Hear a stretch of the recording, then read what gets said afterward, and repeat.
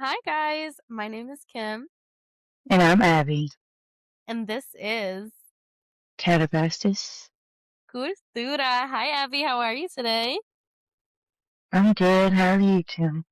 I'm good. I'm so excited for today's episode. So we're gonna do something a little differently this week. Luna will be joining us June 26th, so it'll be our June 29th episode instead of this episode. So we are gonna do something a little different today. Abby, what are we talking about today? We're talking about like different prophets and priestesses and like queer people in witchcraft. Yes. It's kind of It was fun. Abby who picked this out, and I'm so freaking excited. How was it for you when you were researching this? Because it was kind of challenging. It was hard. Yeah, it was obviously hard. I feel like, I mean, it's. I was expecting it though. I was like, I'm not gonna Yeah. find the bunch. Like, just because I feel like not a lot of people talk about it or like they don't see deities in like a versatile like light like Yeah. that, like masculine and feminine. No, Some, I mean, exactly. some I would say, but it's not like I feel like a lot of it's very heterosexual. Yes, I agree. I feel like we talked a little bit about this with Thorn of like there's a lot of binary when it comes to witchcraft and spirituality, which is it's a little surprising because when you come into spirituality, you are coming into it because you want that level of openness, but when I was, like, Hmm. looking for stuff, it was kind of challenging. Sorry, guys. It's really stuffy, I have a cold. This is literally the 2nd full moon in a row that I've had a cold, and so I think the world is telling me to calm the That's fuck down. crazy. Yeah, it's I need to learn how to rest, and I'm deciding not to. I'm ignoring, which I should not. But, no, I agree. I feel like we talked a little bit about this in the episode with Thorn, where, like, even the PGM is a lot more binary, and when we look into like, the history of spirituality, a lot of it is on the basis of more, like, hetero, more Hmm. whitewashed, more European, spaces, and so Most this of the was a time, challenge. most of the Yes. time, but I will surprise you because I have two things from the PGM that were both very gay. I am literally so excited to hear about it because, like, I eat that shit up for breakfast, lunch, and dinner. Um, I had a hard time finding things, and even the things that I found, like, I had to then research, "Okay, but how is this problematic?" Because even, like, the things that were really, really cool and opened up a lot of doors, simultaneously was a little problematic. So I am interested to see what you find. So Abby, what is one of the first things that you found when you were doing your research? So I don't know. The first thing that comes to mind because I just feel like she's such a mother figure, and I Yeah. feel like I don't know a lot of like not like a lot of LGBTQ people. I feel like crave a mother figure because a lot of Yeah. them I feel like can't relate to their own moms and stuff. So I chose Baba Yaga, and I feel like she's obviously not queer, but she's an icon and an ally. And Yeah. in Slavic folklore, Baba Yaga is like both a maternal and Mother Nature figure and an evil villain who kidnaps and eats children. It's basically like, if you don't do what you're told, like Baba Yaga's gonna eat you. Yeah, she is. Yeah. And so numerous renditions of her tale portray her as a harbinger of transformation, possessing the power to either assist or obstruct those who she chances upon, and even those who fail to satisfy her demands. An alternative wicked witch from Russian and Slavic legends, Baba Yaga is depicted as flying through the forest within a giant mortar and pestle. I thought that was so cool. I didn't know that. That's so Instead of a cool. broom, that's cool. Yeah, she was out here in a motherfucking cauldron type shit. Okay, girl. Baba means something like old woman or grandmother, while Yaga is said to mean like anything from snake to wicked.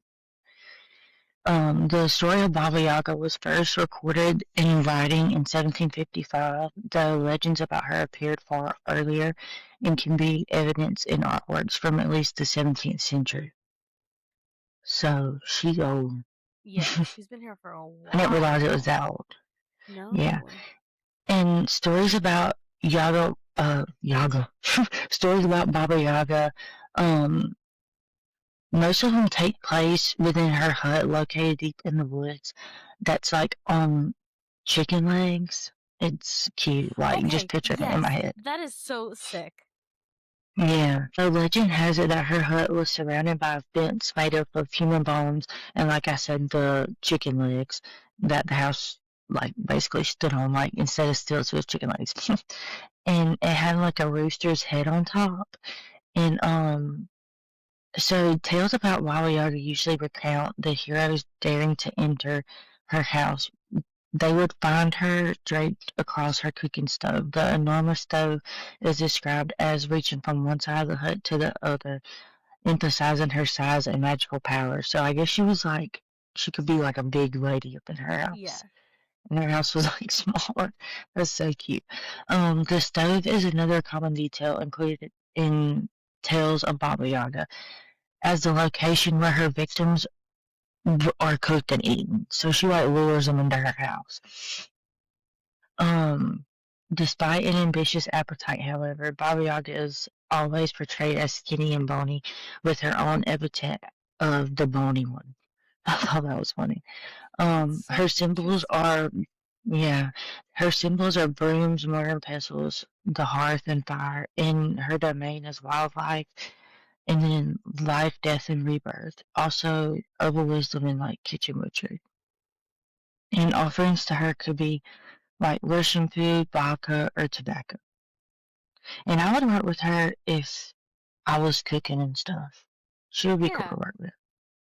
I have read a few books that have had, like, some portrayal of Bob, which I that's what I found so Hmm. interesting is, like, as you were talking about it, there are, like, a whole bunch of, like, fantastical fantasy books that have, Yeah. like, almost a portrayal of Baba Yaga, or even, like, think about The Witcher, like, the not this new whatever the fuck, the Henry Cavill version of The Witcher, where Yennefer was going into this, like, lair, and it was this home, and it was I this need to home watch that had that.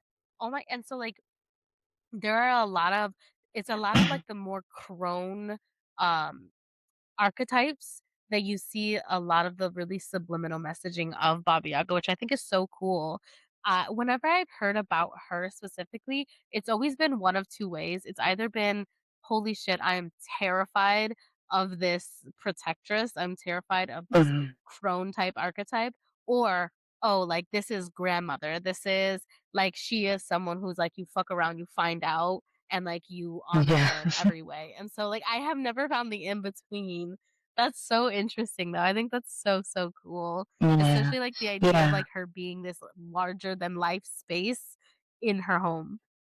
I also read that she had like two other sisters. I think not three other sisters. I think it was two. And so there was another kind of like three aspect when it comes to Yeah, her, the kind of like the modern idea of mother made in Hecate, kind crone. of. Yeah. Yeah. I think that's amazing. So I went on a little bit of a rabbit hole, about, like, where how we got from there to here, I guess. And so the person that I start with, I think she's funny as fuck. Literally, she's funny as fuck. She's real problematic, and I want to talk about that too. But she's funny as fuck. So it's Madame Helena Blavatsky. She was born in 1831 in Russia, and she was in an aristocratic family. So Yeah, she, Russian thing going. yes, and also she was she was born into a little bit of privilege when it comes to the occult. So she lived with her grandmother for a really, really long time, or at least she spent a lot of time with her grandmother, and they would work through her occult library. And so during this time period, as she was growing up, she was a traveler. So she a lot of this is hearsay, and so that's also where this, like, kind of problematic idea comes from. A lot of this is hearsay, but she would consider her childhood like, she was very, very isolated, but in some instances, she said she was very privileged, in some instances, she said she lived in poverty, like, it was really hard to pinpoint how she was raised, but there was a lot of talk about her traveling throughout the world, like India, Asia, Egypt, Tibet, and all these different spaces, um And she said it was in the basis of research, but then some people said it was that she was working as a medium in a circus in Paris. Like, it's very murky how she grew up and where she was raised and all this information. So, she married Nick Levitsky at 17, but then ran away from that marriage. But the big piece that she did, was the westernization, or at least the spread of westernized occultism through India and Tibet for this idea of enlightenment. Mm. And she also was very popular during the 1870s when it came to um, Darwinism and the idea of spiritualism coming into America. But again, in spaces that were very controversial and problematic. Um, Most specifically, it's the Theophilosophical Society, and this was in 1875. Now, there are still some things that we use today from the Theophilosophical Society, but also it is very, very, very much rooted in racism. So it was supposed to be considered this space of brotherhood. Like, she wrote a book based on it. It's insane. So it's like Henry Occult, William Quan Judge. This was in New York. This is where these are the founders. And it was supposed to be a space where they all studied different parts of religion, science, and spirituality, and how they all coexist. But it really established a space of, like, it followed a lot of very problematic and racist dogma where they would consider certain groups of people higher in the hierarchy, and let's be honest, it was usually white people. They would consider men, and white men specifically, ones to carry a lot more power, and so it was extremely problematic. Mm. And so it was this idea of, like, this is where, and I've talked about this before in other spaces, this is where they really kind of emphasize this idea of white magic and black magic. And I need to make it very, very clear. This idea of white magic and black magic are from a system of racism and oppression. This is westernized ideology that shows that white is more powerful, pure, and black is not. And it is rooted in significant racism because it's on the basis of indigenous practices being considered black magic and whitewashed spirituality being considered white magic. And so when we use this language, we need to understand the history behind it and the oppressive and Yeah. racist nature of this language. In this more theosophical ideology, that's where a lot of this came from. A lot of this, like the white magic, the black magic, it all came out of this kind of space. Um, but she wrote a few books. And so it was Isis Unveiled, and this is her critiques to, like, modern religion and, like, Christianity and stuff. The Secret Doctrine is the overview of the theosophical teachings, and then the key to theosophy, which is Mm. just a summary of it. So, we all know all of this is super problematic. It is. This is she created spaces for us to have more conversations about spirituality. She helped to create and establish spaces for there to be more modernized witchcraft and spiritualism. This kind of ideology was very normalized in this society, and it opened a lot of doors for us to have more conversations about spirituality and all these different things. Looking at it now in this lens in our space today, we can see how problematic she really was. She The books that she would create were all they were doing was perpetuating this idea of white magic or more Eurocentric magic being in the Mm. forefront of power. And so reading about her and learning about her, first of all, I've never knew who this person was. So when I first started Yeah. researching her, I was like, "Oh my gosh, this is so cool. This is so cool." But then as you start to develop more of an understanding of what these like all this different terminology, it was like, "Oh, this is fucking crazy." It is so crazy how she literally traveled around the world to come back to New York, like, to come back to the States and be like, "Oh, yeah, like, I got all of these teachings from all these different places, but, like, white men Heck yeah. So it's just like Mm, so it was the misinterpretation of what spirituality and spiritualism is, because again, it still creates that level of divisiveness of like white magic and black magic. And that's not even the only controversy about her. So when I oh looked my. for like I was like I literally researched. I was like I put her name down and I was like, how else is this human problematic?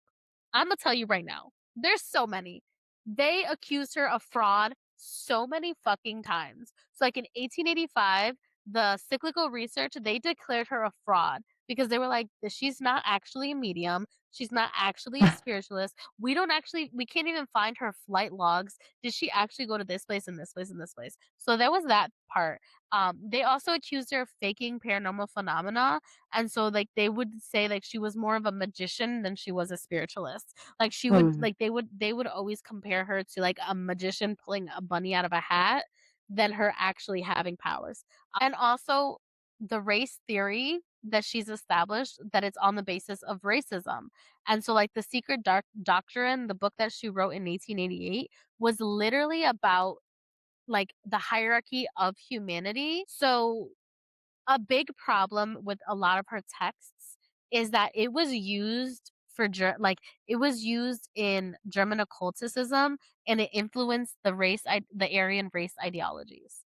And so a lot of individuals within the like Aryan race kind of dogma and rhetoric would use her texts because it would show the hierarchy that she established for reason. Not just her, but the group of individuals in this society. So yeah, it also also this is the last problematic shit, and this is fucked up, and this is what pisses me off. You okay? So you know how we see sometimes, and I'm gonna sound real controversial, but I don't give a fuck. How we see a lot of these retreats that focus and follow indigenous practices, but are not created or founded by indigenous people, she would do mhm. that a lot. And so she would claim that she possesses ancient wisdom from Tibet, from India, from all these different spaces, but she misrepresented it because she would oversimplify and take out pieces of the specific religion and create her own based off of it. And so there was a Oh lot yeah. of cultural appropriation and all of these different things. So it's like she was a big piece of mysticism during this time because she did open a lot of doors, but we also have to establish that even though those doors were opened by her, she caused a lot of issues as well.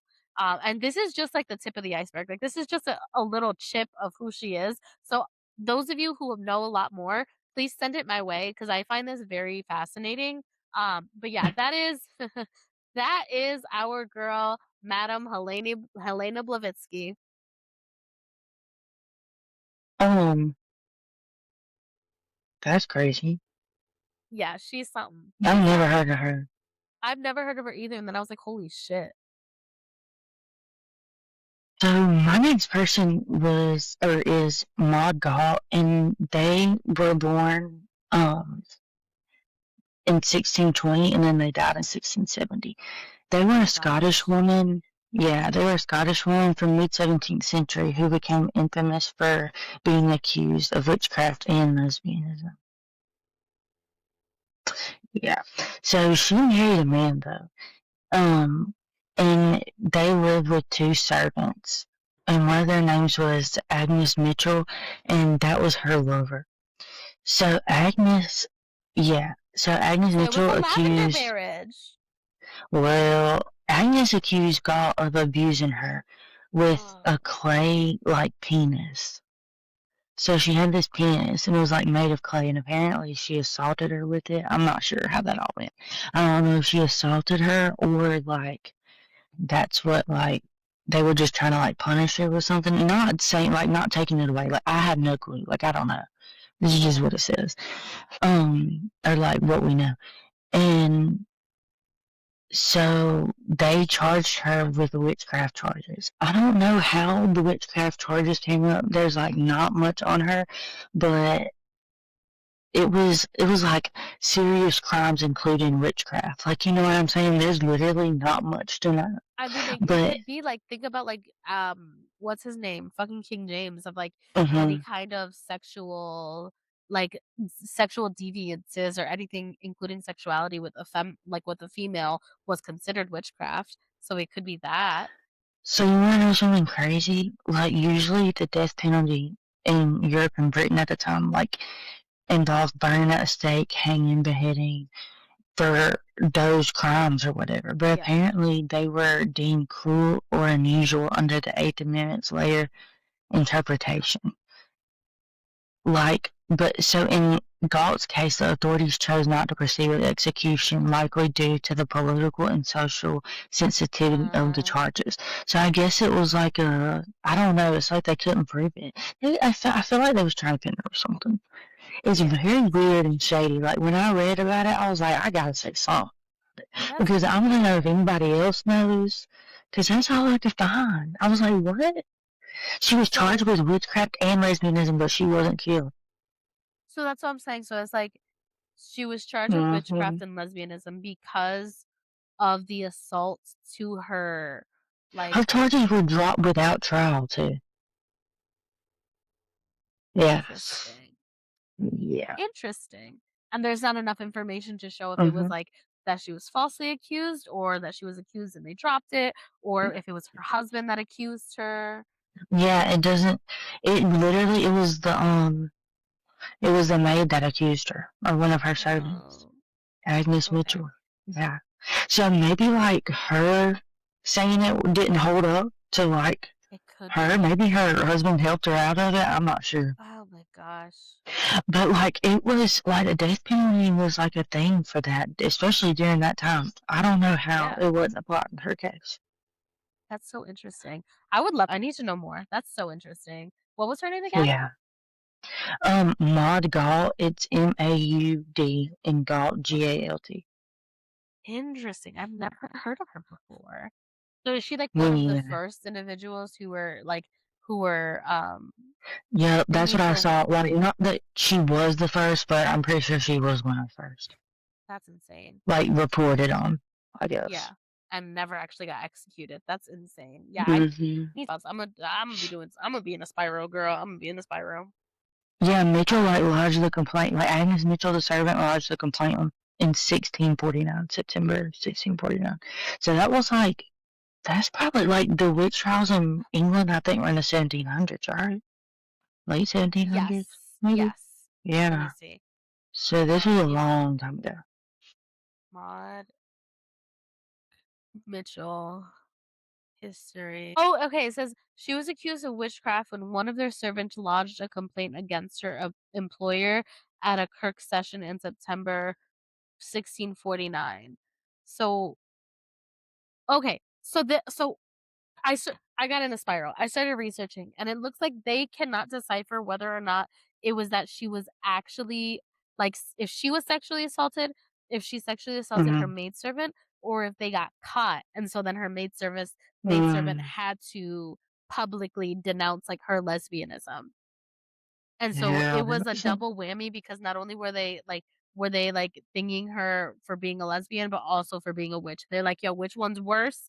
Is a lesbian or a witch? And so they took Mm, that being a lesbian was worse. And so they don't have enough information to say whether or not she actually sexually assaulted somebody or if it was that they mhm. were together and they got caught. Because during that time period, they That always makes saw sense. it as like some type of like like, they saw it as a sin, and they saw it as something that was out of virtue.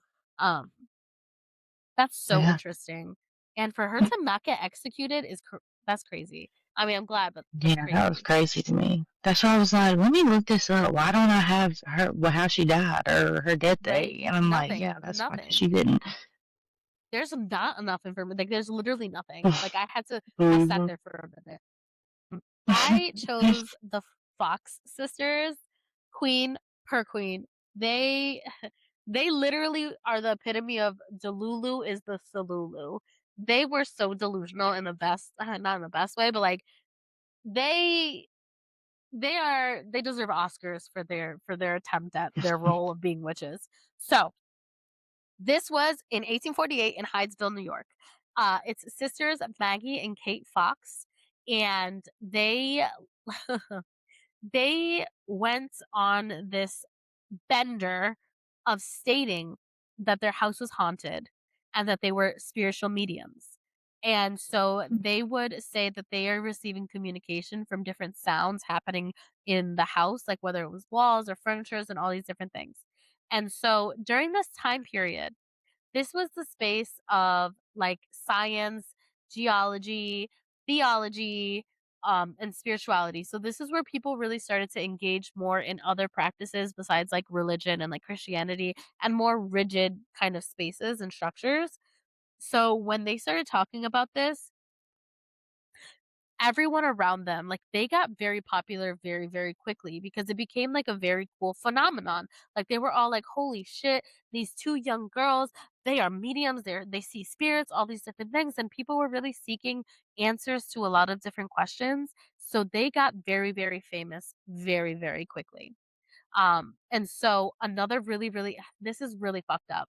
But because during this time period, this was, like, during and after, like, the Civil War, a lot of people were so desperate to hear and connect with their families that they kind of believed Mhm. anything. And so these young girls are like, "Yes, we can connect to your loved ones. We can connect to those who crossed over." People who are trying to see if their family were killed in the war and all these different things. So they got a lot of publicity because they were really feeding into an idea that a lot of people were seeking right now. Like, they were just so desperate to have this connection to their family.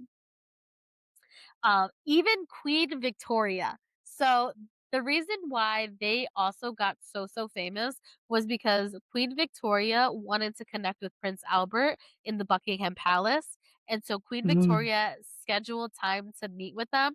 They also had That's a crowd crazy. of yeah, in Rochester in 1849, they had a crowd. These people paid hundreds of dollars to be in the Corinthian Hall. They went to New York City in 1850 and they were on, like, the New York Tribune. And so because of them, they also paved way for the Davenport brothers. They paved way for all these different mediums and spiritualists to come in as well, and they would, like, collaborate with them and all these different things. Um, and so it all sounds so cool. It all sounds amazing. Like, reading about them, I was like, "Holy crap, like, these are some powerful girls." They was lying the entire time, and this is, like, Oh my it's god. yeah, they were literally lying the entire time. So Maggie and Kate would crack their knuckles, their toes, their elbows, their nose. They would crack different parts of their bodies and their joints to create those little, like, knocking and snapping sounds. They would also, like, put things in other locations of the house to make different noises. And they worked with their older sister, Leah, to kind of build this art and this act in order to create financial abundance. And so Leah established more of an understanding of, like, let's go here, let's tell these people, let's tell these people so we can build some income. And then they finally got caught.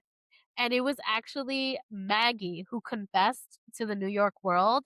And she, like, it was in 1888. She finally was like, okay, guys, like, I know all of y'all believe in us, but we lied the entire time.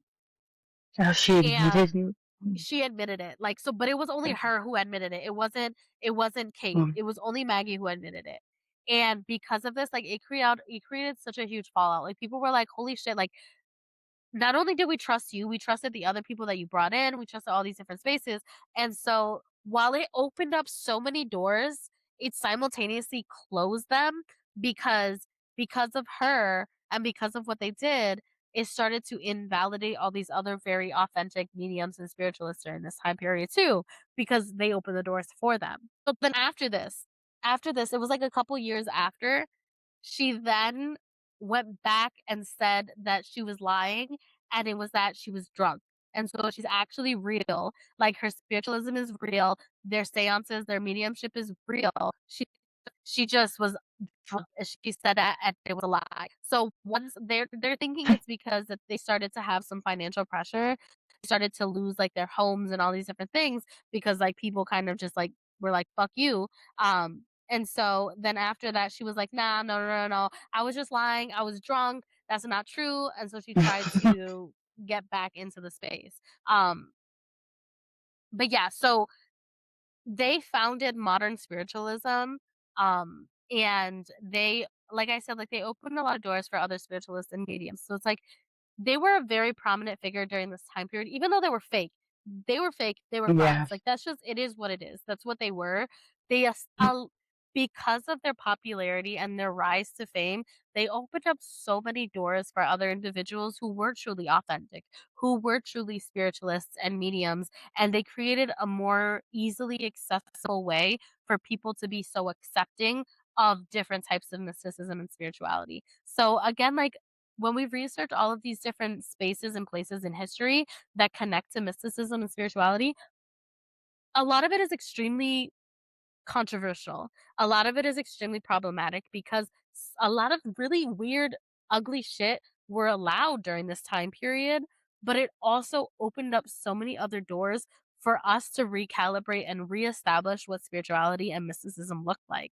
But yeah, they were so fucking interesting to, like, research because I was like, Those. "Damn, they did this for a good decade. They made fucking bank being liars and frauds." Like, it was crazy. Yeah, that is crazy. It's all seems like it's right there around the same time too. Yeah, it was because it would this was, like, a huge, like, during this time period, like, during the 1870s, 1890s, even, like, during the 1870s to, like, 1950s, and then even after that, because like, that's when we start getting, like, the craft and practical magic and all these different things, like, spiritualism and mysticism during that, like, time was insanely, like, popular. Next one I have is a little, I guess, before all that, the Dionysian mysteries. They were a ritual of ancient Greece and Rome, and they sometimes used psychoactive substances and other trance-inducing techniques, including dance and music, to remove inhibitions, and it also provided some liberation for people marginalized by Greek society, such as slaves, outlaws, and non-citizens. In their final phase of the mysteries, they shifted their emphasis from a chthonic underworld orientation to a transcendental mystical one, the Dionysus changing his nature accordingly. By its nature as a mystery religion, it's reserved for initiated. Like there's really, I mean, there is a little bit. We know wine played a big part in it, and obviously like psychoactive drugs. And But phalluses yeah, yeah, and that for dicks sure. everywhere. Many aspects of the Dionysian cult remain unknown and were lost with the decline of Greco-Roman polytheism. Modern knowledge is derived from descriptions, imagery, and cross-cultural studies. The ecstatic cult of Dionysus was originally thought to be a late arrival in Greece from Thrace or Asia Minor due to its popularity and vocations and Dionysus' non-integration into the Olympian pantheon. After the deity's name was discovered on Mycenaean linear B tablets, this theory was abandoned and the cult is considered indigenous, predating Greek civilization. I didn't know that. I thought that was cool. The absence of an early Olympian Dionysus is today explained by the patterns of social inclusion and the cult's marginality rather than chronology. Whether the cult originated from Minoan Crete or Africa or in Thrace or Asia, it is unanswerable due to the lack of evidence. Some scholars believe that it was an adopted cult not native to any of these places and may have been an eclectic cult in its earliest history, although it certainly obtained by many features from Minoan culture. That's crazy to me. So it literally like I thought it was from Greece, but it predates Greece. and I think obviously Dionysus is so gay. But a little bit about the 100%, very rites. fluid, Yeah. very fluid. hmm The rites were based on a seasonal death rebirth theme. The rites were based on a seasonal death rebirth theme common among agricultural cults such as the Eleusinian mysteries. We've talked about that before. Mhm. The Osirian mysteries parallel to the Dionysian mysteries, according to the contemporary Greek and Egyptian observers. Spirit possession involved liberation from society's rules and constraints. It celebrated that which was outside civilized society in a return to primordial nature, which would later assume mystical overtones. It also involved an escape from socialized personality and ego into an ecstatic, defied state or the primal herd, sometimes both. Um, a lot of times both. In this sense, Dionysus was the beast god within or the unconscious mind of modern psychology. That brings me to the point where I feel like that's why most people are like bi, because like they're just like, that just reminds me of a bisexual. Like, they're just all looked into their mind and they're like, maybe I just like really like both. I just feel like that's all the Dionysian initiates were by, at Oh, least. 100, yeah, there had to be a level of fluidity when working with Dionysus because, I mean, like, he him or Mm-hmm. they themselves, like, even in some artistry, Dionysus is shown as an adult, other times he's shown as a child, like, there is a level of transformation all the time when we think of Dionysus, so, like, there is that level of fluid energy, Mm-hmm. both feminine and masculine. So Yep. 100%. And even like if we think about it, they always had orgies or some type of like sexuality or sensuality played Yeah. in the role of like the initiates. And that activity was like interpreted as fertilizing, invigorating, cathartic, Yeah. liberating, and transformative. And so it appealed to those on the margins of society, like women, slaves, outlaws, and foreigners, which would Yes. be non citizens in Greek democracy. Um, all were equal in a cult that inverted their roles because, they were one. It's similar to the Roman Saturnalia. I love Saturnalia. Um, but rhythms are also found preserved um, in Greek tablets later, referring to the Dionysian rites, such as Euripides' the Bacchae. It's like Baccha. Yeah. This I think so. collection of classical quotes describes the rites in the Greek countryside in the mountains, to which processions were made on feast days. And it says, following the torches as they dipped and swayed in the darkness, they climbed mountain paths and head thrown back and eyes glazed, dancing in the beat of the drum which stirred their blood. In this state of ecstasy, they abandoned themselves, dancing wildly and shouting the god's name, and at the moment of intense rapture became identified with the God himself. They became filled with his spirit and acquired divine powers. And this practice is demonstrated in Greek culture by the bacchanals and the maenads. And the What? Thyiads, I think it's the Thyiads, and the Bacchae. Many Greek rulers considered the cult a threat to civilized society and wished to control it. Go figures. If not suppress it altogether. The latter failed. The former would succeed in the foundation of a domesticated Dionysian as a state religion in Athens. This was one form of Dionysianism, a cult which assumed different forms in different localities. The Greek Bacchae claimed that, like wine, Dionysus had a different flavor in different regions, reflecting their mystical and cultural soul. He appeared under different names and appearances in different regions. Yes. Yes. Yeah, like Ugh, that's Jesus reminds me of Dionysus. really? That's another story for another day. Is that a hot take? Yeah, we'll talk Oh, about it. oh my gosh. That's so sick. Oh, I love Dionysus. I think he's incredible. Mhm. I chose Cersei. I think it was Yeah, I hilarious. like Cersei. So last night we were like messaging some friends and we were having a full debate on like is Hecate connected to witchcraft? And I have my own we're gonna talk about that on a later date. But we also talked about Cersei a lot and like how Cersei is a witch. Cersei is a witch. She is a sorceress. And so for those of you who do not know Cersei, there is a lot of different types of lineage for her. Um, she is considered the daughter of Helios and Persei, but also in some instances it says she is the daughter of Hecate. Um, However you believe it in whatever space and place you believe it, that's just what it is with a lot of like Greek mythology. There's always the parentage, it changes a lot. She lives in Aeya, I think is how you say it, Aeya. And it Mm, is near the river Oceanus. And so during like the Odyssey with uh, Homer never described her as a witch.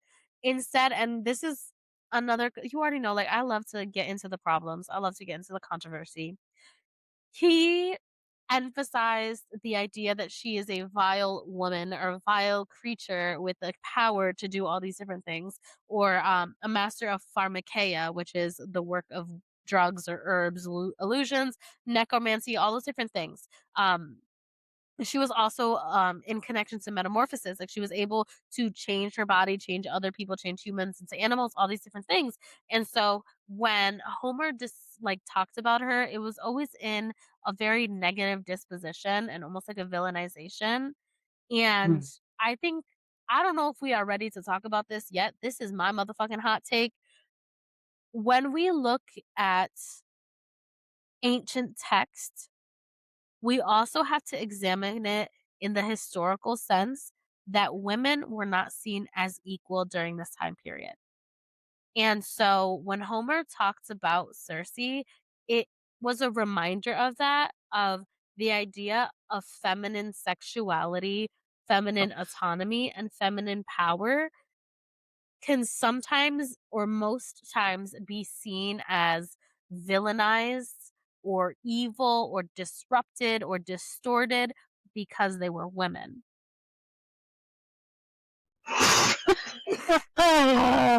heard that? I said, whoa. I was like, "You right, girl, you right." Um, but yeah, so let's talk about exactly where she came, like where the big piece of her witchcraft or her idea of mysticism came from, but her connection to Odysseus. So in the Odyssey, she literally she changed a lot of Odysseus's men and turned them into pigs, which I mean, her. She did what she needed to do. She fed them cheese. She was like, "Oh my gosh, guys, here you guys are. You had such a long journey. Let me feed you." She gave him cheese, she gave him honey, she gave him wine, and all she did was give them also different herbs that when she like struck them with her wand, which again, she had a wand, they turned into pigs. And then when Hermes met Odysseus, Hermes gave him um herbs. Which again, like, I don't know, I love you, Lord Hermes, but, like, we didn't need to wha for the plot, you should not have helped Odysseus, but whatever, I support you and I love you. So, Hermes gave, Odysseus pretty much a counter spell, and it was specific herbs, white flowers, and it made him immune to Cersei's powers or Cersei's potions, which, again, reinstates this idea that she's a witch because he gave him, like, protective herbs to protect against this magic. And so after that, that's when Odysseus was like, "Hey, Cersei, you can't do anything to me right now. Like, can you bring my men back, please?" And then she ended up turning them back into humans. Um, and then she also had a very deep connection to animals. So in her palace in the island, she had a shit ton of lions, wolves, all these different beasts. And instead of them being like wild animals, she was able to domesticate them. And they were very He's loyal giving to Baba her. Yaga. Yeah, that's what I'm saying. Like, it's so freaking cool. The establishment of like, magical women are always seen as something evil when it's literally like they literally just want to live in their island. They want to have like their cute little animals to play with. They want to have their potions. They want when to have their shit. the feeling takes on that masculine point, people don't know what to do. People don't know what to do, and so obviously they call them a witch. Mm-hmm. Whatever, I guess. But yeah, so like when we reread and annotate the Odyssey, in the lens of Homer or in the lens of ancient Greece, it was a temptress who was trying to manipulate Odysseus to get him away from his duty. But we also have to understand that, like Abby said, any woman with power, nobody knows how to handle that. And Mm. I want to challenge this idea. What if she wasn't trying to manipulate Odysseus? What if Odysseus tried to come into her island, come into her land, take what he wanted with his men, and go? And because she is a woman with power, she didn't want to take that. You know what I mean? Because Did like if you you read Cersei by Marilyn Miller? I haven't read it yet. You would like it then. Okay, so I have it. I literally that's gonna be my next. So Hmm. on our That's every good. month we do a newsletter, and in our newsletter we do like a little section for our monthly books, and so that's gonna be my next book. I just did the Song of Achilles. We ain't gonna talk about it. Um, I'm gonna read it, but like I feel like it's so up for interpretation because like if we think like this man literally was on a fucking boat, sailing across the sea for his love, right? Doing his thing, going on his mission, all these different things. Comes to this island, and automatically this woman just turns them into pigs. I Mm. don't know. The symbolism with that, it just doesn't make Yeah. sense to me. So I'm like, what if we think about So this it's differently? fishy. What Yes, right? And then after that, she still helps him. She still gives him instructions to navigate the underworld. She still gives him instructions on how to handle the sirens. And so it's like, how can she both be a villain and a protectress? Like, make it make sense to me. But Hmm. yeah, so like I would consider herself I would consider Cersei a pivotal priestess and a pivotal part of witchcraft in our modern society because of her iconography, because of her connection to herbs, her connection to green witchery, her connection to kitchen witchery, using a wand, having all of these specific herbs to impact metamorphosis and transformation, and also the idea of her being a powerful feminine being, a powerful Yeah. feminine deity. And so yeah, so I researched Cersei and I feel like she is 100% an important icon in witchcraft because for this to be in ancient Greece, for this to be so long ago and still be an establishment of feminine power means something. Yeah. Period. I agree. It reminds me of Persephone. I feel like she's like that too. Oh my gosh, yeah. My next person is Sappho. That's where we get the word sapphic. That's where we get the word lesbian. So Sappho was a lyric poet, and a songwriter, and a performer from the island of Lesbos from 16 from 630 to 570 BCE. She also played the lyre and is credited with inventing the plectrum or string pick. She traveled around her island home with a group of women and also had many pupils. After her death, her songs continued to be performed and requested for over 300 years before they were written down. After that, they continued to be performed. The wide appeal she experienced in her lifetime lasted for centuries after. Sappho was a devotee of Aphrodite and often appeals to Aphrodite in her poems to help with a love interest or to help her hurting heart. She wrote of love and desire and worship and adoration of Aphrodite. And I'm going to read. So, well, before I read this, that's really like we don't have a lot of information on Sappho because it was so long ago, Yeah. but like that's where we get so much, like that's literally where we get the word lesbian. So we get a lot from her, and we don't have all of the poems because they weren't written down, and the ones that were, we have fragments of it. So I'm gonna read just some fragments. One is Sweet Mother, I cannot weep. Slender Aphrodite has overcome me with a longing for a girl. And that's just one fragment. And a longer one is I simply wish to die. Weeping, she left me and told me this too. We've suffered terribly, Sappho. I leave you against my will. I answered, "Go happily and remember me and know how we cared for you. If not, let me remind you the lovely times we shared. Many crowns of violets, roses, and crocuses together you put on by my side, and many scented wreaths woven from blossoms around your delicate throat.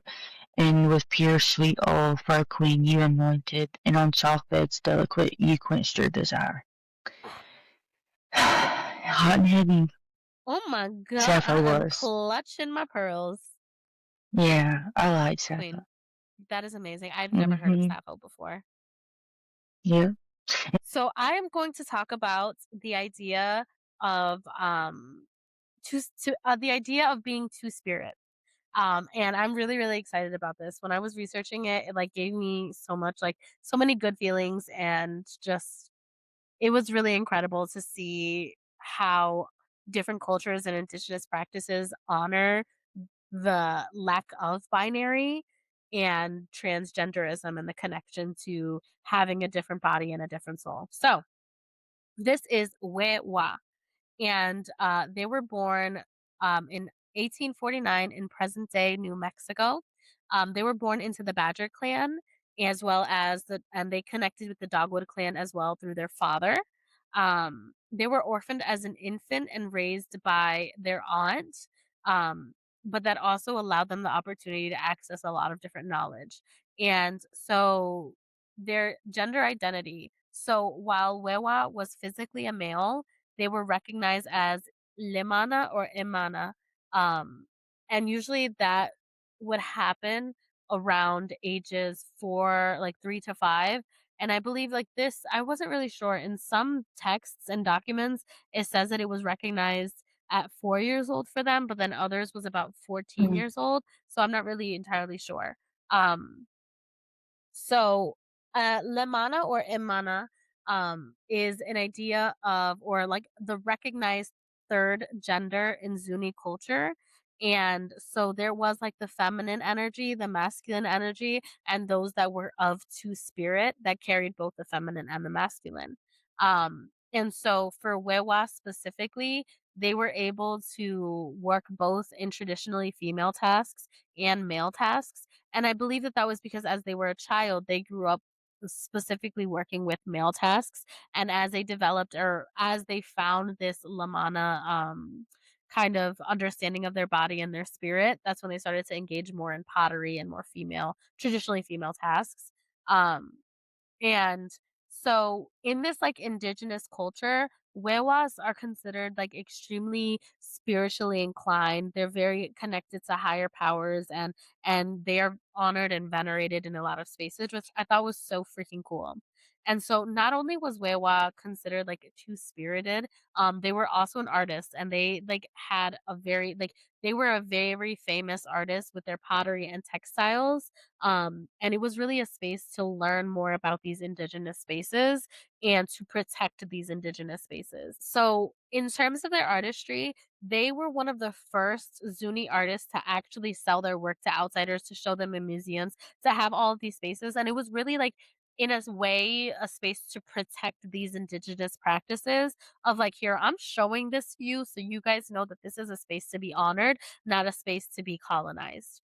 Mhm. And they specifically, because of, um, being two-spirited, they're able to connect in the men's Kachina society, and so that is where they would, like, put masks and these very beautiful tribal outfits and dance. They were also in connection to the medicine people, and they were called, this is really difficult, so I might pronounce it incorrectly. It's Beshlaselski, Stylo Kwe, the bed bug people. And this is medicine individuals, or a society where they work with herbs in different spaces to heal. And um, they were also very venerated for their traditions and the ability for them to memorize a lot of information. Um, Wewa had a lot of the historical background of Zuni culture, and they would do a lot of reciting in their like ceremonies and all these different spaces. So they were a teacher more than anything. Um, and in the 1870s, it was really, really like, Wewa was such a pivotal space in their culture and in their community because during the 1870s, a lot of Protestant missionaries were trying to push through, their Mhm. healers, push through a lot of their, communities and spaces to kind of culturally diffuse and to force assimilation and remove this their more spirited ideology and remove their practices. And so um she's or she or they. So a lot of places in some of the texts they would use the pronoun she and in some they would use the pronouns they. I'm going to try to stick with they because I'm not entirely sure. They've never really specified if their pronouns were she, he or they or what they would prefer. So I'm going to use they as a space of respect. But they served as a cultural ambassador. And so they used their textiles, they used their artistry, as well as their ability to provide oral traditions as a way to protect these spaces and to ensure that they would not become marginalized in these spaces of forced oppression. And so it was absolutely incredible to learn more about Wewa because it was like one, I kind of knew a little bit about this idea of 2 spirits, but not in this way. I never like, it was very surface level, and so to gain more understanding on how important it was to honor these different spirits, these different kind of connections to feminine and masculine was really, really cool because in our society, generally speaking, that's not something that's honored. That's not something that's Yeah. it's more villainized than anything. And so to see how honored individuals are that are living their truths of their bodies and their souls in such a spiritual way, but also such a just a community based way, it was really, really beautiful. And for her or for them to not only be a space of like community, but also a space of religion, a space of spirituality, and using all those pieces for political resistance, I think was so fucking incredible. Cause like we talk about this a lot. In these spaces of mysticism, spiritualism, and witchcraft, we need to understand our role as protectors and fighting against fighting against oppression and fighting against these spaces of injustice. And so to see it firsthand in our history, individuals who are spiritual, individuals who engage in these practices, actively doing that in all of these unique ways, it was really, really awe-inspiring and it was so beautiful. And so that's Wewa. Now, I'm also And it very just goes to excited. show people have been this way for forever. Yes. Yes. This is not a new fad. This is not a phase. This Yeah. is something like even like when you're talking about Sappho, like this isn't new. It's just Mhm. we are now creating safe spaces and openness for individuals who are truly wanting to live their true selves, their true identities. Who the fuck are we to say otherwise? Like we need to get Yeah. like we are not the center of the fucking universe. Like shut up. Ugh. Shit pisses me off. Yeah, shit pisses me off so bad. Mhm. Now, Abby, my New Orleans baddie. We gonna talk about New Orleans a little bit. We're gonna talk about Afro Creole spiritualism. I'm very excited. I have never heard of this Yeah. a day in my motherfucking life. And so when I read this, I was like, how the fuck did we not know about this? I might butcher it. I believe it is Circle Harmonique. It's CERCLE Harmonique. And it is Afro Creole spiritualism and the bridge to activism. So it is a group of French Catholic, Afro Creole men who their philosophy is using spiritualism, spirituality, mysticism as a way to progress humanitarian progress. Mm. Literally blew my fucking mind. So, it was founded in 1858 in New Orleans, and it started through the Civil War and the end of the Reconstruction. So it was from 1858 to 1877. Most of the members were free, educated, mixed race men, Afro Creole, Afro Caribbean, Catholics, property owners. A lot of them were free slaves or free men. Mm. And then, like, three key leaders. So these are the individuals that were they spoke most about. It was Henry Louis Ray, and he was a veteran of the, Louisiana Native Guards, and he was a straight, state representative, but he was also a medium. There was J.B. Valmore, he was a blacksmith and a healer, and he passed away in 1869. He was considered a spirit guide after his death. And then Francois Petit de Bouchel, I don't know if I said that right, he was an Sound good. exorcist. So, they would do seances. This is, like, fucking crazy. They would That is do cool. these seances, and they would meet multiple times a week.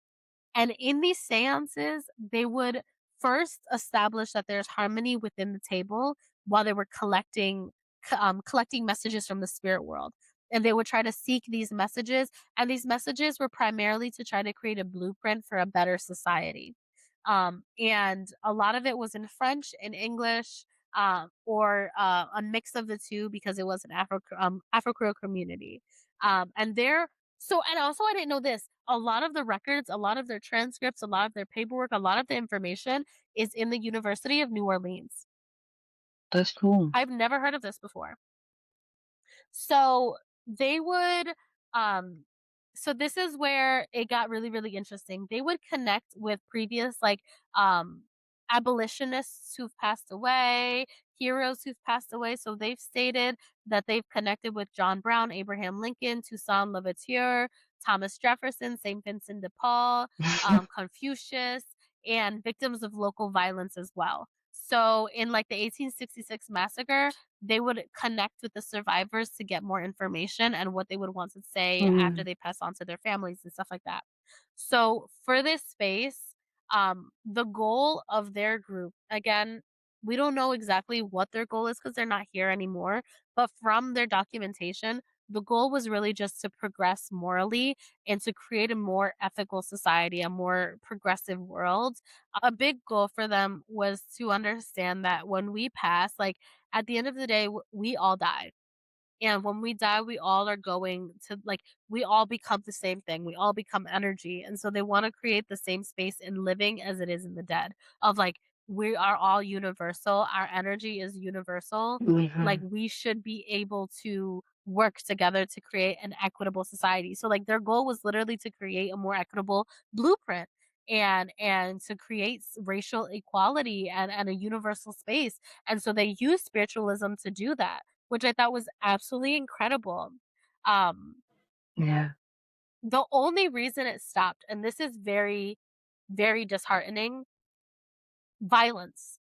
So the 1866 Mm, massacre, the 1874 Battle of Liberty Place, like the white supremacist insurrection, all of these different things, it created like a difficult way for them to meet safely. And so ultimately they had to disband, they had to separate because it was causing a lot more danger and they physically could not keep going in these spaces because it was dangerous. And that is extremely unfortunate because the work that they were doing was so beautiful and so powerful.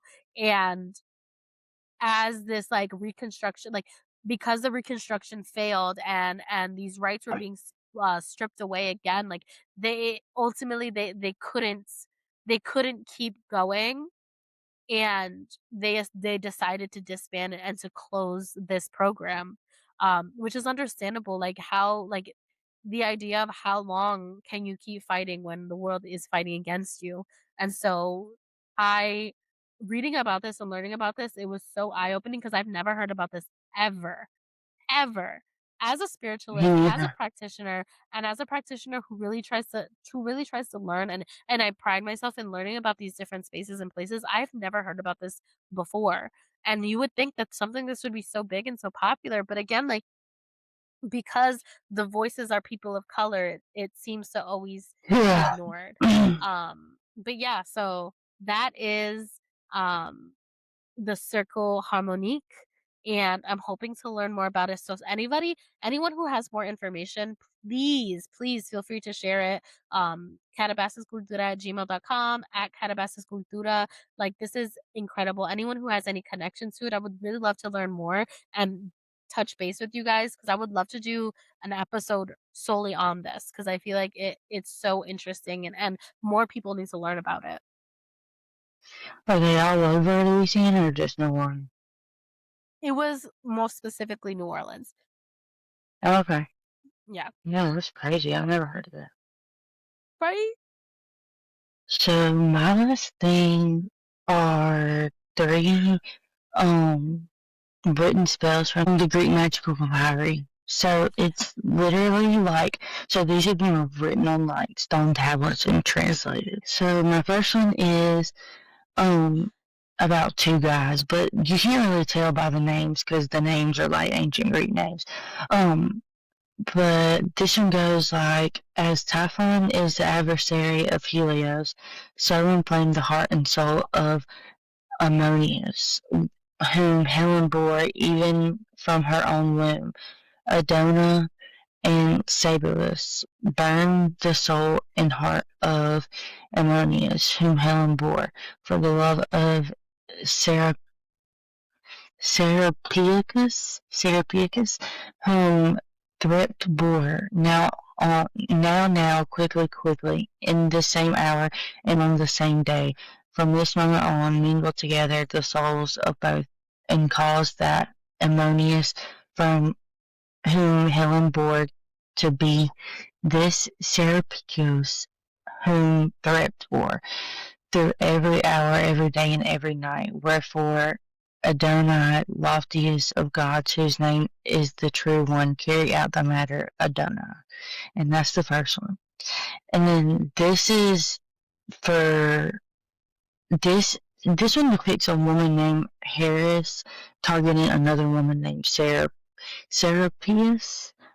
And it goes, I adjure you, Evangelos, by Anubis and Hermes, and all the rest down below, attract and bind Serapius, whom Helen bore, to this Harris, whom the Motharim bore.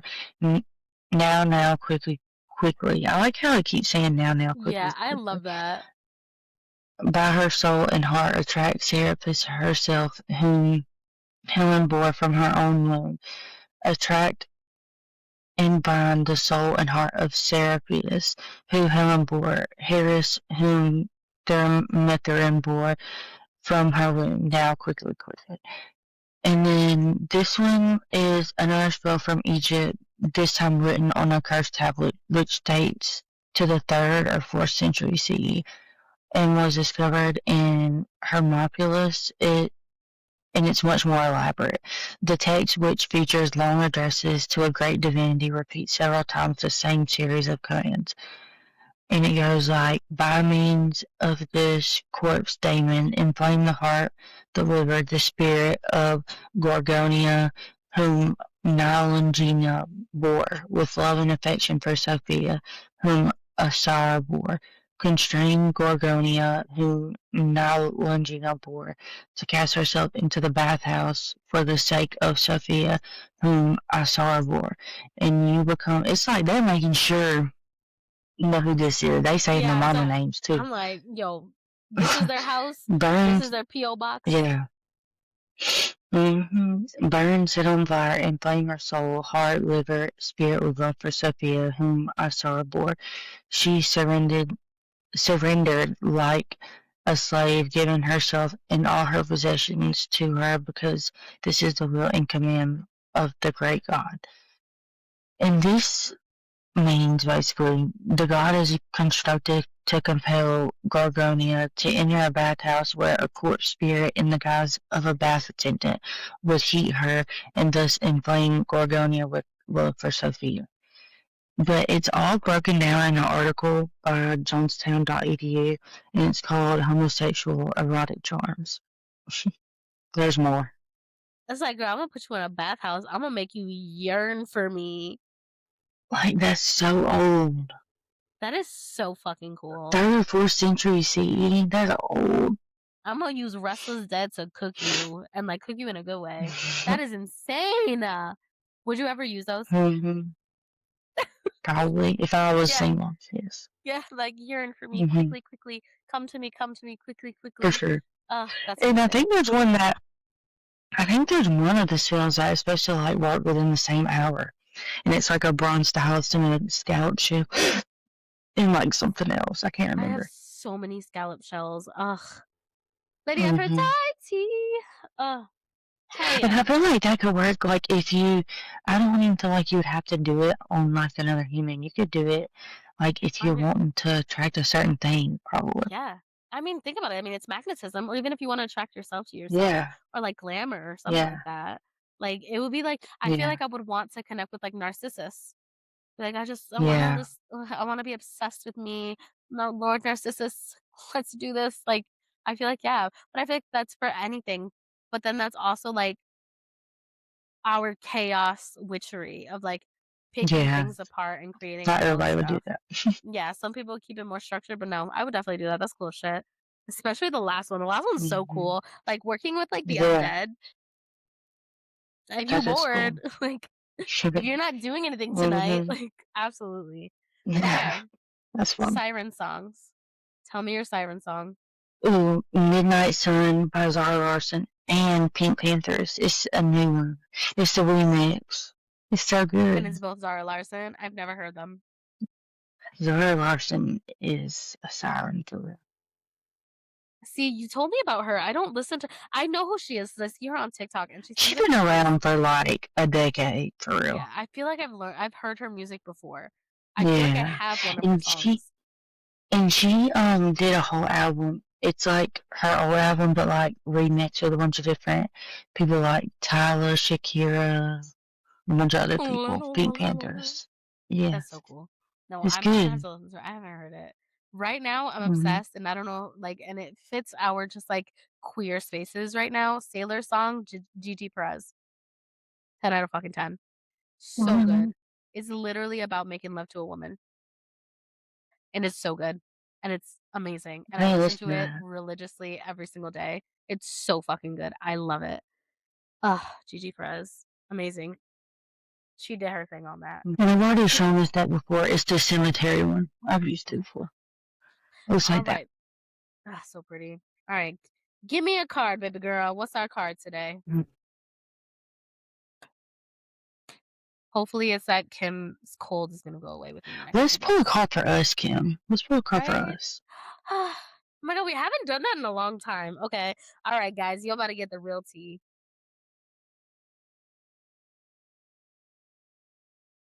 Ooh.